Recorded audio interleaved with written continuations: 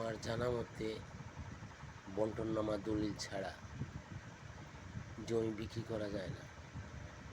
পৈতৃক সূত্রে জমি যদি থাকে সেই জমি বন্টন করে ভাগ বাটোয়ারা করে রেজিস্ট্রেশন করে কতটুকু জমির পরিমাণ, তারপরে শরিক যারা আছে তাদেরকে জিজ্ঞাসা করে তাদের কে নিবে, বাজার দর কত, দাম দস্তর করে সাক্ষী, পর্যাপ্ত পরিমাণ সাক্ষী, দাতা গ্রহীতা উভয়েরই সাক্ষী, 3 জন করে সাক্ষী,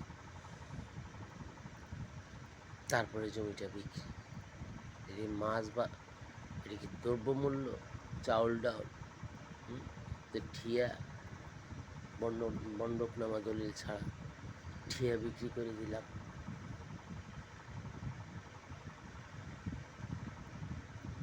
এটা জমি, ভূমি, ল্যান্ড প্রপার্টিস,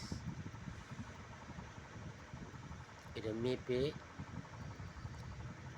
কত শতাংশ, পার শতাংশ বাজার মূল্য কত, তার ভাগে কতটুকু পড়লো, তারপরে বিক্রি।